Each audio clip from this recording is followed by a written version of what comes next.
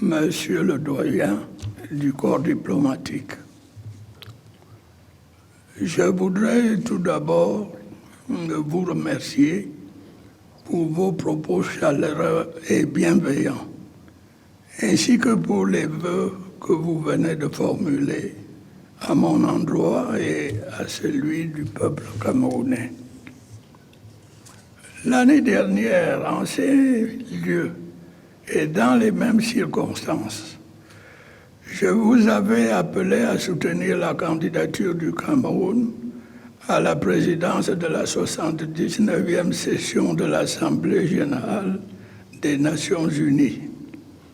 Il me plaît de dire que grâce au soutien de vos pays respectifs, la dite candidature a connu un aboutissement heureux.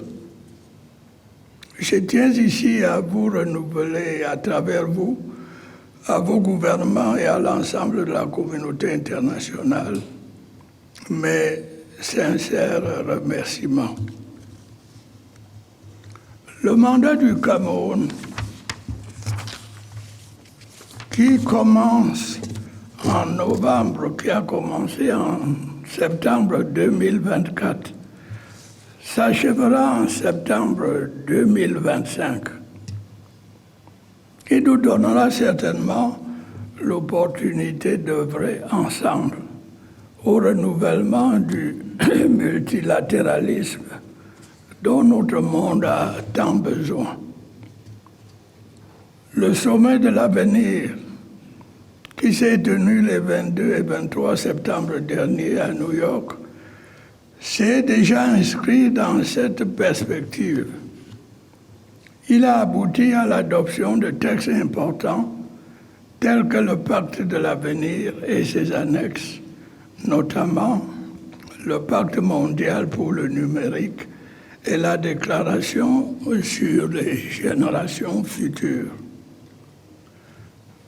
Mesdames et messieurs les membres du corps diplomatique, au plan de la paix et de la sécurité, l'année 2024 qui vient de s'achever n'a malheureusement pas été un long fleuve tranquille. De multiples foyers de conflits et de tensions ont perduré ou surgi ici et là.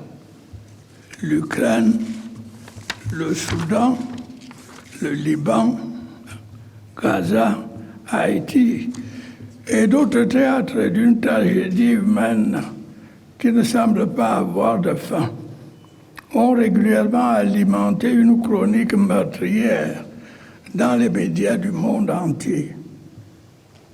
Le terrorisme, malgré nos efforts collectifs, a continué ici et là à montrer son visage hideux. Le spectre d'une guerre nucléaire qui aurait pourtant des conséquences effroyables sur l'avenir de l'humanité se profile désormais dans notre horizon incertain. Oui, monsieur le doyen, mesdames et messieurs les membres du corps diplomatique, notre monde semble parfois pris de folie et tangue au bord de l'abîme. Le nombre des victimes des violences ne cesse d'augmenter. Les populations entières continuent de subir les affres de tueries, des mutilations, des destructions et des déplacements forcés et de l'exil. Comment en sommes-nous arrivés là? Comment avons-nous pu sombrer dans une telle dérive, alors même que l'existence de différents cadres de dialogue entre les États semblait nous avoir mis sur le chemin d'une paix durable?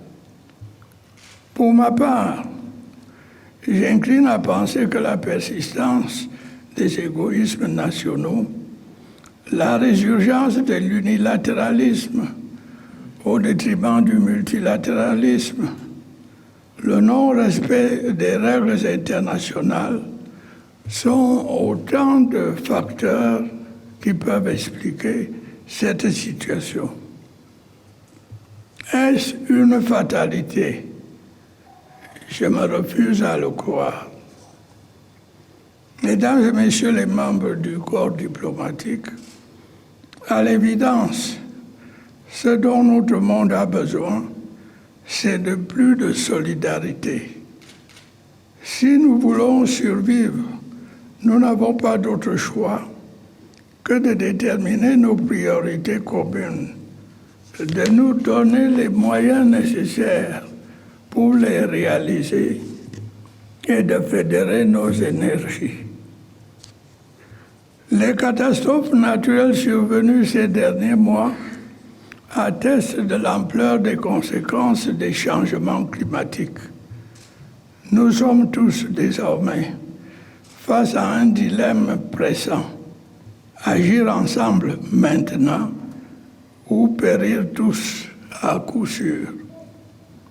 La mise en œuvre des conclusions de la COP29 tenue à Bakou portera témoignage de l'authenticité de notre volonté commune de prendre en compte cette réalité.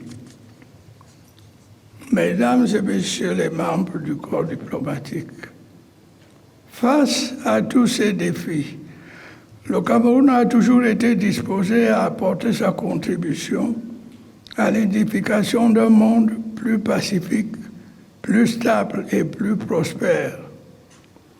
Il entend poursuivre dans cette voie en agissant avec détermination aux côtés d'autres membres de la communauté internationale. L'année dernière, je rappelais devant vous l'importance de l'Organisation des Nations Unies et son rôle essentiel dans la recherche de solutions appropriées aux problèmes auxquels notre monde est confronté. Oui, monsieur le doyen, je le pensais hier, je continue de le penser aujourd'hui. Notre organisation commune est la mieux à même d'amener le genre humain à surmonter ses passions, ses égoïsmes et ses antagonismes pour se recentrer sur l'essentiel, à savoir sa survie. J'en appelle donc à la mobilisation de toute la communauté internationale en faveur d'un système multilatéral équitable, transparent, juste et inclusif. Le dialogue, le règlement pacifique des différends, la coopération et la solidarité agissante doivent nous guider dans cette voie. Monsieur le doyen, mesdames et messieurs les membres du corps diplomatique, je voudrais à présent vous prier de bien vouloir transmettre aux hautes autorités que vous représentez mes meilleurs vœux de paix et de prospérité pour l'année nouvelle. À vous-même et à vos familles respectives, j'adresse mes sincères vœux de santé, de prospérité et de succès en 2025. Et je vous remercie.